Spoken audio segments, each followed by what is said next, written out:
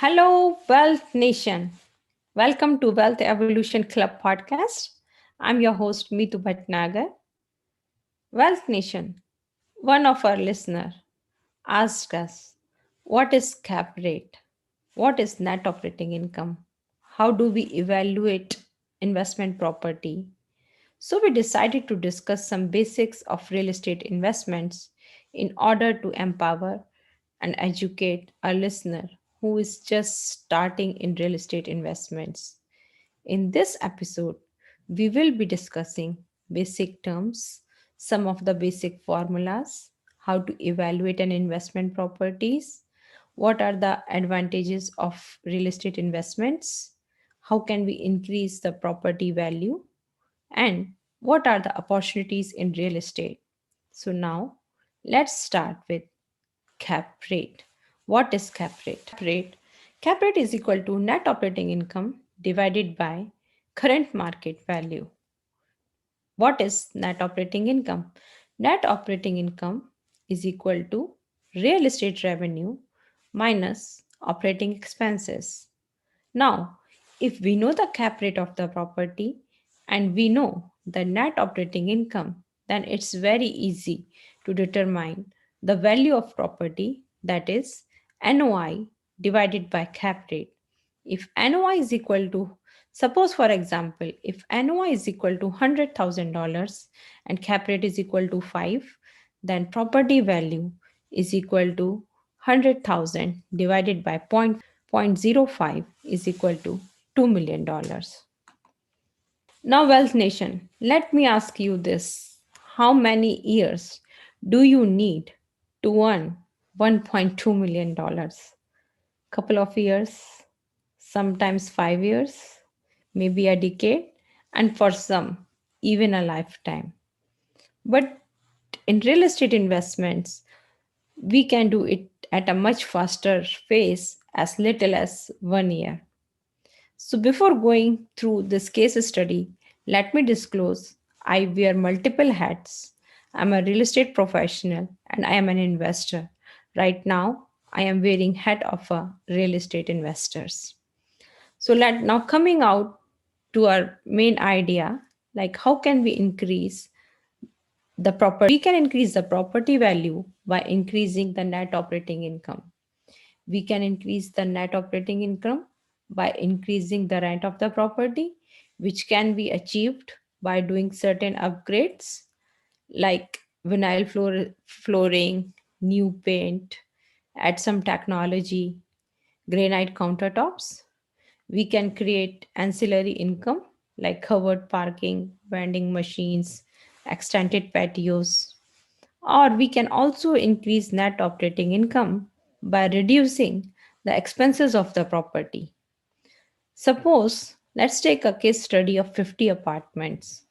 We went there, we did an acquisition of a property, and now we implemented a business plan.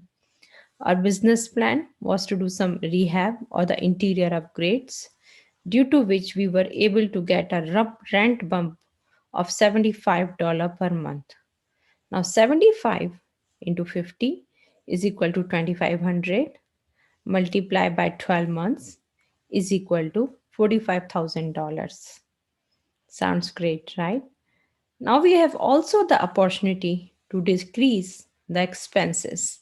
If we go there and we are able to decrease the expenses by suppose $25 per month, then 25 into 50 is equal to 1250 into 12 is equal to $15,000.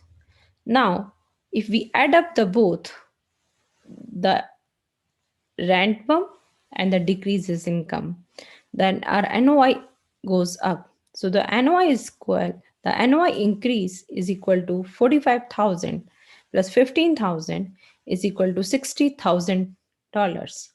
If the cap rate is 5, then the value in the property is increased by 1.2 millions. Now let's discuss what are the advantages of investing in real estate.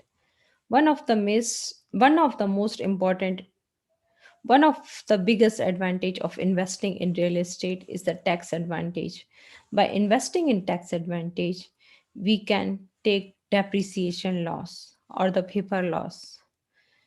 A real estate investment property, if it's a commercial property, it can be depreciated in 39 years using the state line recovery method, or 27.5 if it's a residential property.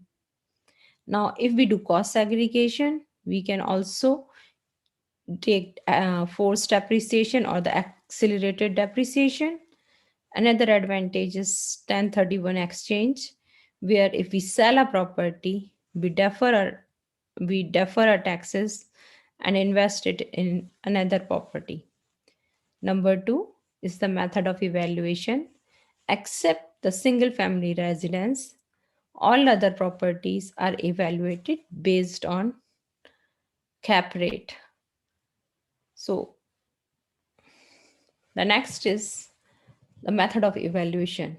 Except single family residence, all other investment properties are based on cap rate, which is dependent on net operating income. So if we increase the net operating income, we increase the property value. Number three is cash flow. By investing in right asset class, after paying all our expenses, we can enjoy a positive cash flow. Number four is the group purchasing. We can purchase real estate in small groups or in a bigger groups called the syndication. Next is leverage. We can leverage other people's resumes. We can leverage other people's skills and other people money to buy real estate. Next is passive income. We can use other people time to generate passive incomes where we can do what we enjoy doing the most, or we can take care of a day job and someone is taking care of the property, and thereby we are able to generate some passive income. Next is hedge against inflation. As as the inflation goes higher, the rent goes higher, so does the property value. Next is the tangible. Real estate is tangible or controllable.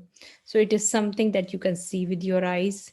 You have better control on your property where you can increase the rent or decrease the expenses. Next is equity. As you pay down your mortgage or debt, your equity in the property increases. And the last one, but not the least, is you leave the legacy for your loved ones. Moving on to our last topic, what are the opportunities in real estate? So, there are various opportunities of investing in real estate. One of the simplest is the single family residence, another is multifamily or the apartments. Next is the commercial properties like medical office, retail, storage units, industrial warehouses, etc. And another opportunity is the land. I hope, Wealth Nation, we were able to add some value. Until next time, live a life filled with freedom, fun, and fulfillment. And I'll see you again in 2 weeks. Have a blessed day.